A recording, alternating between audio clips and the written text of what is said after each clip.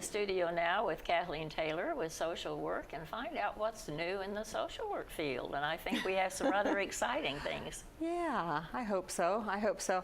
I wanted to talk just a little bit today about all the different things that we've got going on that are memory support related on campus. Oh, okay. Because we know our residents are always looking in interesting ways to be able to support their brain health. Right. So right now we have the brain train going on. Okay. And I think we have are going to put a screen up on that, but it is, I got to remind myself, had their first week this week, and then once a week, and it's going to be in the academic room. Okay, and when is it? It is 1 to 2. And I'm trying to figure, Tuesdays. On Tuesdays. Tuesdays. And I think it's a drop-in. Used to be that you had to sign up for the program, but we changed it to a drop-in. Okay. So the first week, this last week, they had 30 participants, which is really, really great. And what it is a nice mixture of you go from station to station, so you have like something that has to do more with physical activity, and then you go to the next station, which has something to do more with your brain. Okay. Talk a little bit about what these are. I mean, okay, you say physical activity. Yeah, well, social workers, and we have somebody from fitness that are coordinating. So they might do something like, you might have to do some stepping. Okay. Or some other kind. And it's not like a huge workout or anything like that. It's just something to get your blood flowing a little bit. Right, and then the next station might be a word game or some other kind of some kind of a puzzle. So what research has told us is that if you kind of combine those two, that's even more kind of a stretch for your brain, and that is a good thing. Sounds like it could be a fun time. It's really fun. People get a lot. It's also, I mean, I will say too that in addition to those activities, it's social. You got 30 people, and nobody's doing anything perfectly. So you also have a lot of laughter. Right. So hits a lot of the spots right there in terms of. How many spots are there then? 30 is probably a pretty good number, but I think we can take a little bit more. So but I mean, how many stations are there? How many stations? I do not know. Oh. I do not know exactly, but enough to keep you busy for sure. Okay. And then the next thing that's coming up is the memory fitness classes. Okay. Have you ever gone to that? No, I haven't. Okay, this is something we've been doing for many years. I know. And this class only takes 12 people, because that's sort of the maximum that we can kind of use the training techniques that we use for. So that is a sign up. And if you are interested, you should contact Sue Frankie, because she's in charge of that. And that's runs for 5 weeks, 2 sessions a week. So it's a little bit more of a commitment, and there is a small charge of $55 for the book that they use, but it is based on 2 weeks to a Healthy Brain. That's Dr. Gary Small, and he has lots of different tricks to kind of helping your memory, but also hits on the high points in terms of the things that you need to do in general for a healthy lifestyle, like exercise and sleep and proper nutrition, as well as doing these brain expanding activities. So anyhow, it's educational for sure.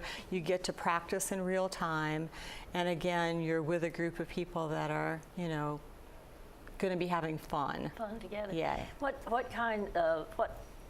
is the timing on this? What days do they meet? Let me look here. That's another thing that should be up on the screen, but it's starts October 11th. Okay. So you have a little bit of time, definitely, and it runs through November 10th, and that's going to be from 1 to 2. And I don't. On what days of the week? Looks like Wednesdays and Fridays. And I don't see where it's going to be, so I guess that's going to be determined. Okay. But that, like I said, that is a commitment. So. Okay. So, but it's well worth it. And this class in particular is for people that are not really having any problems with memory other than kind don't of want to the have. normal kinds of short-term memory loss or whatever. But some of the class has to do with, how do you remember where you put your keys? Little tricks Right. that you can use that we all need to be. How do you remember someone's name? Exactly, Right. things like that. And then the other thing that we have going on is our Mind Benders Club, which is runs once a month. And that is really just a chance to be able to have people come together and do, again, some of those brain exercises that people enjoy, puzzles, word games, Sudoku, all of that stuff that people might do independently, but in a group. And Elena Keitel, who's the social worker in Hunters Crossing, runs that group. And she said the last meeting they had 23 people. Wonderful. So that's really good. That's in the Town Center cards room. So I think that's definitely a group that's growing. And I think that's another thing, whereas you sort of come for the activity, but you continue to come because it's such a good social experience as well.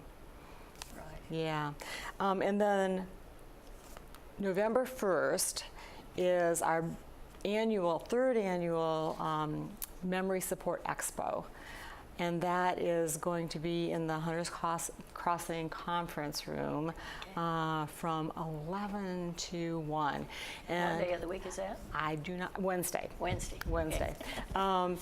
That is going to be, like I said, we've done this is going to be the third time, but what this does is provides different tables where there are all the different memory support programs that we have on campus.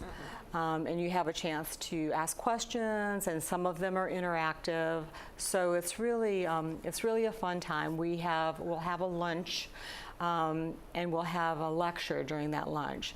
I don't know what the lecture is going to be yet because we haven't quite tied down that person. But last year it was really a good time. I think it gives people a chance to find out about programs that they might not know too much about. Intermissions will have a program or have a table there to talk about the program, the creative arts therapy program that they have for people that have some memory loss. It's a program that runs 5 hours a day, Right. Monday through Friday. And we have, right now, it's pretty much full. Really? Yeah, and they just expanded so that they have a 5-hour program, or you can choose to come 3 hours in the morning or 3 hours in the afternoon. Oh. And there's just a few spots, but basically full. And that's just really, I think, a testimonial to the fact that people are really having a good time. Yes, yes. I know when they come to lunch at Woodland Skies, Right. and they always seem to be having fun. They have such a good time. Yeah, I mean, every time any staff, I go down to just participate because they're doing music. We have Amy Hughes is the music therapist, that's the program coordinator, and then Rachel Baker is a dance movement therapist who's an associate, and so they just keep things moving along all day. So I think it's again a social experience, and it's a good kind of tired that people have at the end of the day, which is also good. What's the cost on that? It depends on how many hours you're going a day. So what I would say there is for people to contact Amy or myself, and I can refer them to Amy, and they can talk about the details. But if you're interested, definitely you can talk to a social worker. But we do trials, so if somebody wants to go and just try it out for a time or two and see if it's something that appeals to them, then that's definitely something that we encourage as well. Okay. Yeah. Okay. So anyhow, lots of things going on. Right, right. So what else do we have going on? What else do we have going on? Well, we have normal social work things going on for sure. So we are actually in the process of saying goodbye to one of our social workers. Really? Yeah. Catherine Hornbeck is going to be leaving October 6th. Oh, I know. She's down in the town center Right. neighborhoods Right. and has been here for a while. She started out as an intern with us and was in hospice for a while, Right. and then transitioned to the independent living social work position. And She's living life, so she's moving on. But happily, we already have another social worker.